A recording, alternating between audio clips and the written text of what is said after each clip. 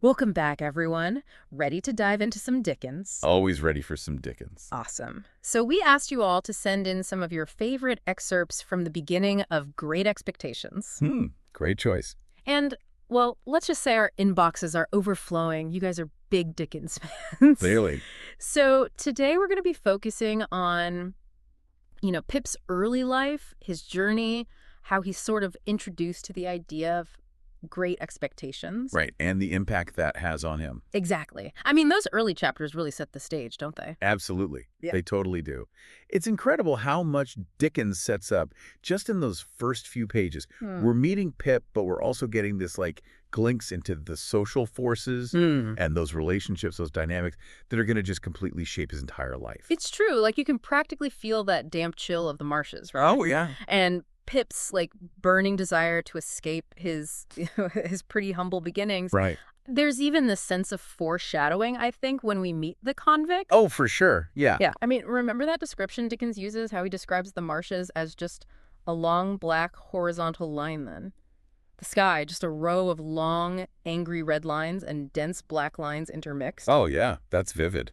It's like cinematic almost. It is. And you bring up a really good point about the foreshadowing because that description totally creates this foreboding, kind of mirroring Pip's fear Yeah. and that sense of isolation he has, on those marshes. Yeah. Yeah. And speaking of foreshadowing, I mean, that whole encounter with the convict, it's not just like a random event. No. It's like the catalyst for Pip's entire journey. It really is. And it makes you wonder, how much of Pip's path was actually fate versus his own, choices. Yeah, that's a great question. It's fascinating how Dickens sort of interweaves those elements. He does. And, it's funny, the irony is that Pip gives that pie to the convict out of fear, Yeah. not really kindness. But it's that one single act that unknowingly forges this connection that will, later determine his destiny. And it's so true. And, I was particularly struck by how Dickens actually portrays the convict because he's initially presented as this, frightening figure, Right. Demanding food from a terrified child. Right. But then we also see these glimpses of his, vulnerability, especially when he talks about the other convict who, wronged him. Yeah, it's a good point. There's this, depth, this complexity to his character that we might not expect, from a villain. I agree, totally.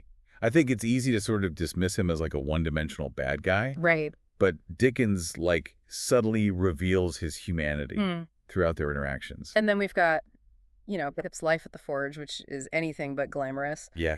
Dickens paints such a stark picture of those harsh realities of working class life, right? Right. Especially with Mrs. Joe, Pip's domineering sister. Oh, absolutely. Yeah, she's a piece of work. Oh my gosh. Mrs. Joe is constantly reminding Pip that he's a burden. And we even see that, I think, in how Dickens describes Joe's, uncomfortable holiday clothes. Oh, yeah. Remember that? He says, nothing that he wore then fitted him or seemed to belong to him. Yeah. And everything that he wore then grazed him. Yeah. It paints such a vivid picture of Joe's, simple goodness and his willingness to endure, discomfort. And then there's that whole stolen pie incident, Oh, right? yeah, that's a good one. It's more than just a childish prank. It is. I mean, it speaks volumes about Pip's, developing conscience Yeah. and the guilt he carries. It totally does. It's about Pip's moral struggle, his awareness of right and wrong, and just that fear of consequences. He literally runs away from the dinner table, Yeah. desperate to escape. That suffocating pressure of his life at the forge. Speaking of escape, let's talk about Miss Havisham and Estella. Oh, yeah. Because they represent, a completely different world for Pip. Saddest House is it's like stepping into a Gothic novel. It is. With the stopped clocks, the decaying wedding feast, and Miss Havisham in her, faded bridal gown. Right, and it's so unsettling. It's otherworldly, almost. You get the sense that time has stopped for Miss Havisham. Yeah. She's trapped in this past heartbreak. And then there's Stella. Oh, Stella. She's cold, she's contemptuous, she constantly belittles Pip. Yeah. I mean, she even mocks him for crying. She's rough. It's clear this whole, infatuation is not going to end well for him. Oh, no. It's going to be messy. But it's those encounters that really fuel Pip's desire, I think, to become a gentleman. Right. He sees Miss Havisham and Estella as, embodying everything that he longs for. Yeah. Wealth, sophistication, beauty.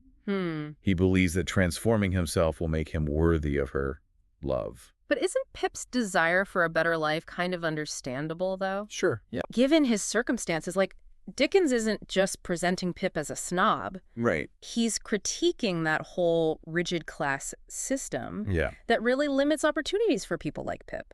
That's a great point.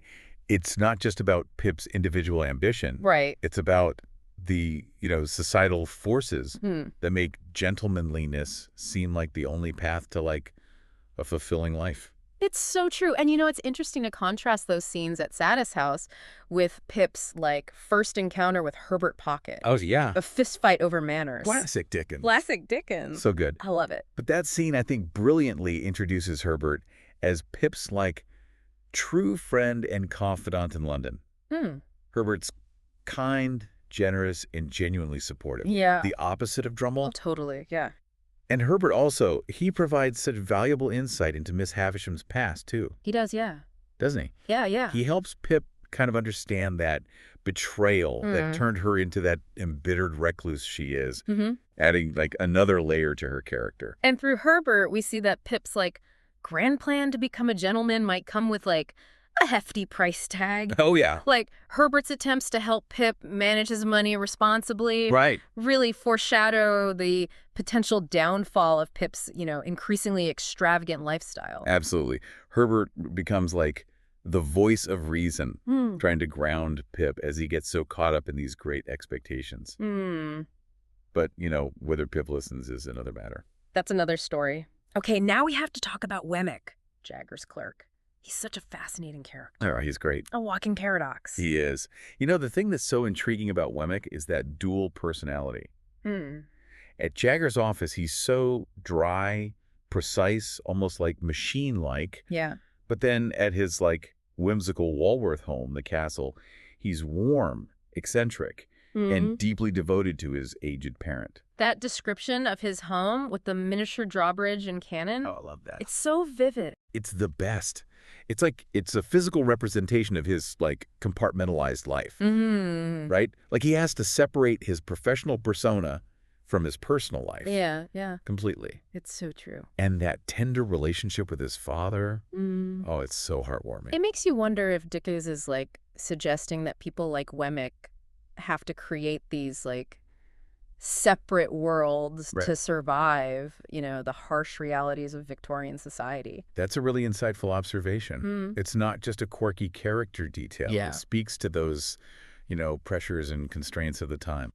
So we've got Pip caught between these two worlds, the harsh realities of his childhood and the, allure of Miss Havisham's wealth. And lurking in the background, we've got the convict, who we know will play a significant role in Pip's Great Expectations. I'm, like, on the edge of my seat already. Me too. I mean, Dickens has masterfully set the stage for a journey filled with, like, twists, turns, and just, like, profound insights into human nature. I can't wait to see what happens next. Me neither. One of the things that really struck me reading through these excerpts is how Dickens, like, highlights the complexities of social class in Victorian England. Oh, yeah, for sure. Like, Pip's entire journey is so intertwined with that ambition to rise above his, humble beginnings. Absolutely. And it's not just about, like, material wealth for Pip, is it? No, not at all. He seems to believe that, like, becoming a gentleman will, like, erase the shame he feels about his, like, working class background. Precisely. He sees gentlemanliness as, like, this magical transformation, right? Yeah. Like a way to finally become worthy of his Stella's love. Right. But Dickens masterfully exposes, like, the flaws in this kind of thinking, don't you think? Oh, I do. As Pip gets so caught up in these great expectations, he becomes, like, blind to the true value of people who, like, genuinely care for him. Yeah. Joe, Biddy, even Herbert. They represent, like, a more authentic, less pretentious form of goodness. That's a great point. I mean, that scene where Joe visits Pip in London. Oh, yeah. Perfect example. Oh, yeah. Poor Joe is so uncomfortable in Pip's, like, fancy apartment. He's out of his element. It's both hilarious and, like, heartbreaking to see Pip's reaction. Oh, I know. He's mortified. Totally. Right. He's way more concerned with what his, like, sophisticated friends will think than with, like, appreciating Joe's unwavering loyalty. He even tries to stop Joe from calling him sir. Oh, it's so cringy. I know. It's painful to read. Remember how he's like, I am above the level of such common doings. Ouch. Ouch is right. But Joe and his simple goodness just wants the best for Pip. Always. Right. He's like, which I hope is you gets your elves in this close spot. He's the best and completely unfazed by those, like, posh surroundings. Literally. It's a testament to his character, I think, that he doesn't take Pip's snobbery personally. It really is. And remember how Joe reacts when he finds out about Pip's mysterious benefactor? Oh, yeah. He's genuinely thrilled for Pip. Yeah. He's like, Pip, I wish you ever well and ever prospering to a greater and a greater height. Oh, that's so sweet. It really underscores, like, the depth of his affection for Pip. It does. Yeah. Joe's, like, unwavering support is such a stark contrast, I think, to the, conditional acceptance Pip experiences in the world of Miss Havisham and Estella. That's a good point. It makes you wonder, though, is Pip entirely to blame for his snobbery?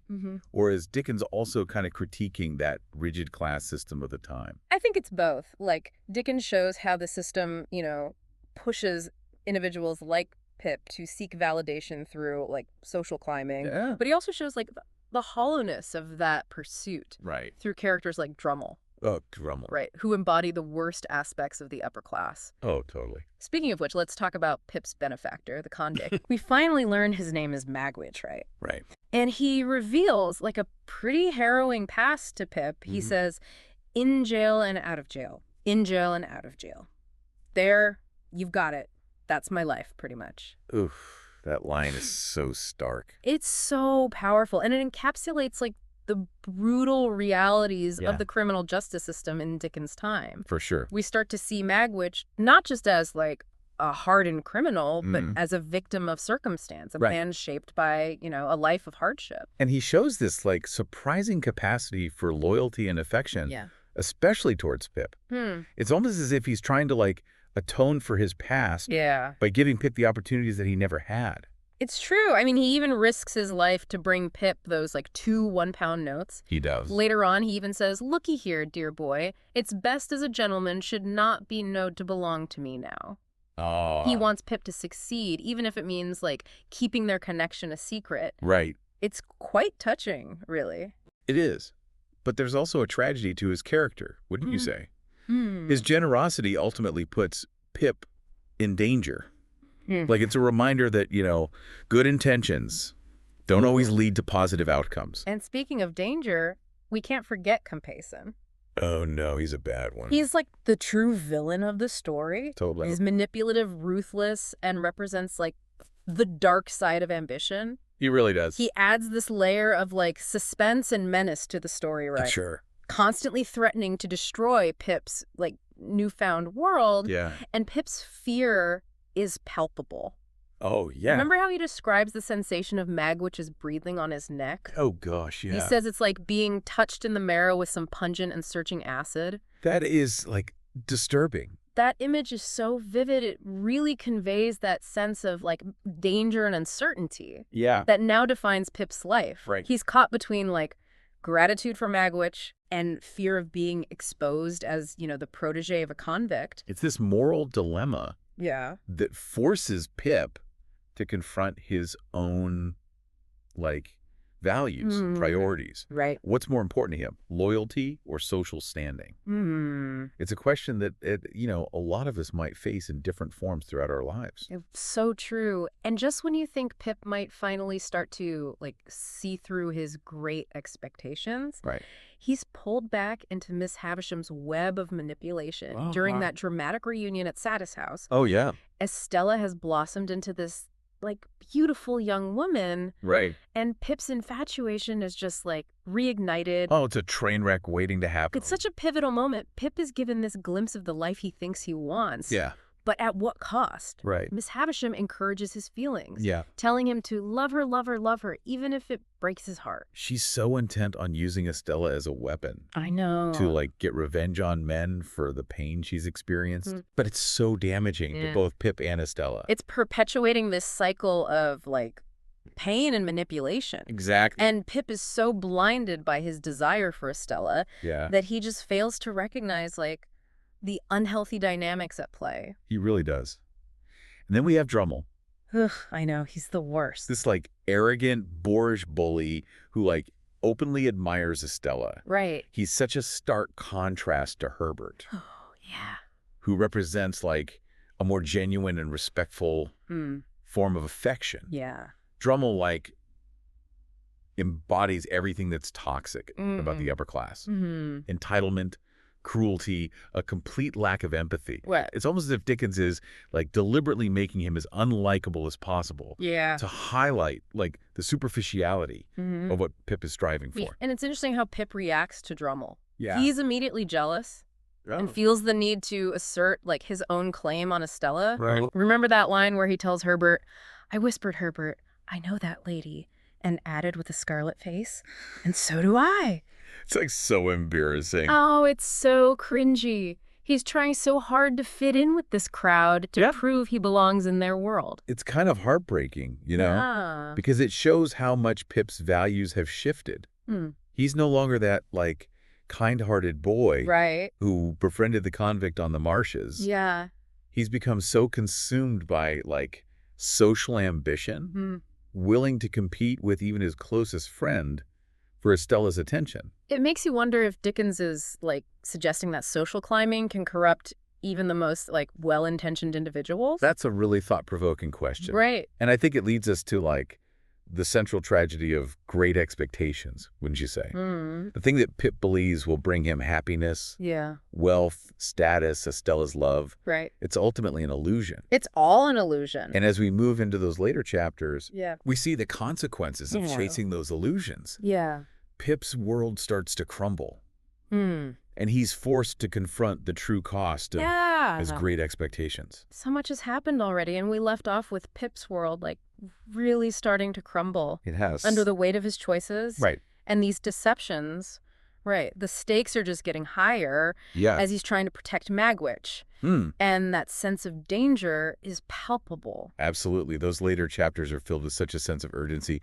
You know, Right. Pip's no longer just navigating social circles. He's actively trying to save Magwitch's life and facing, like, very real consequences. I was so struck by that scene where Pip and Herbert are discussing how to get Magwitch out of England. Yeah. Like, the tension is so thick you could cut it with a knife. It is. It's clear they both understand the risks, but their loyalty to Magwitch just compels them to act. It really speaks volumes, I think, about that complex bond that's formed between Pip and Magwitch. Yeah. Despite his, you know, conflicting feelings about the man who made his fortune possible. Yeah. Pip has developed this sense of responsibility. Right. And even affection for him. It's a far cry from the disgust and shame that he felt initially. Yeah, yeah. But isn't it interesting how Dickens doesn't offer, like, a simple solution? No, he doesn't. Pip can't just throw money at this problem. Right. He even goes to Jaggers, right? Hoping to find, like, a legal way to help Magwitch. Right. But Jaggers, in his usual, like, blunt way, tells him there's no hope. Remember that line where Jaggers says, "You had better and would much sooner when you had thought well of it"? Yeah. Chop off that bandaged left hand of yours with your bandaged right hand and then pass the chopper on to Wemmick there to cut that off too. Oh my gosh, it's brutal. Oh, it's harsh. But it highlights, like, those limitations of Pip's wealth and influence. He can't escape the consequences of his connection to Magwitch. It's like this harsh reminder. Yeah. That social mobility, like, has its limits, especially in that rigid class system of Victorian England, even with Great Expectations. Right. Pip can't just buy his way out of this, like, morally complex situation. It forces Pip to examine his own conscience, right? Exactly. What is he willing to sacrifice to help the man who made his fortune, his reputation, his freedom? Big questions. It's like this powerful test of his character. It really is. And all those questions come to a head, I think. Yeah. In that escape attempt. That boat chase on the river is like a masterclass in suspense. Oh my gosh. Yes. Dickens' descriptions are so vivid. I know. You can practically feel the desperation Yeah. and the fear Yeah. as they try to, like, outrun the law. You're right there with them. You are. Dickens Yeah. was so good at crafting those heart-pounding moments. Mm. You're right there with Pip and Magwitch, feeling that, urgency of their flight, and then the crushing weight of knowing that failure means certain death for Magwitch. And the capture is heartbreaking. It is. And the aftermath is just as devastating. It is. Magwitch is imprisoned, Yeah. sentenced to death. Pip is left to deal with the guilt. Yeah. And that realization that his great expectations have come at, like, a terrible cost. It's such a turning point for him, I think. He's physically and emotionally exhausted, Right. stripped of his illusions, Yeah. and just filled with regret. Remember how he describes himself like one who is toiling home barefoot from distant travel and whose wanderings had lasted many years? It's so powerful. He's lost and just yearning for a simpler, Yeah. more authentic life. And isn't it fitting that Joe and Biddy are the ones who offer him, like, solace and support? Of course, they're the best. They represent that unwavering love and acceptance Right. that Pip has desperately craved but just couldn't find Right. in that world of wealth and status. Their presence is like a beacon of hope, Yeah. a reminder that, like, genuine connection and simple goodness are more valuable than all the riches in the world. Just so true. They don't judge Pip for his mistakes. Right. They simply welcome him back with open arms, offering him a chance to heal and find peace. And that final scene, 11 years later, is so beautifully rendered. It is. Kip returns to the forge, now quiet and deserted. Hmm. It's symbolic of his journey, isn't it? I think so. He's stripped away, like, all the pretense and ambition, returning to his roots, Right. seeking solace in the place where he was once truly happy. It's a testament, I think, to that redemptive power of love and forgiveness. Pip has come full circle, Yeah. recognizing the true value of what he once dismissed as common. Right. He finds contentment not in great expectations, but in that simple joy of being with Joe and Biddy. It's a powerful ending to a story that explores, like, such profound themes It is. of ambition, class, guilt, and redemption. Right. Dickens leaves us with so much to, like, ponder about the nature of happiness, the consequences of our choices, and the importance of staying true to ourselves. And that's the mark, I think, of a truly great work of literature. It transcends time and continues to resonate with readers, generations later, Yeah. prompting us to, like, examine our own lives and our own great expectations. Well, this deep dive has been, like, such a fascinating exploration It has. of great expectations. I feel like I understand these characters and their motivations on a much deeper level. Me too. I agree. It's amazing how much, like, depth and nuance we can unpack from just, a few excerpts. Right. And it makes me want to, like, revisit the entire novel Yeah.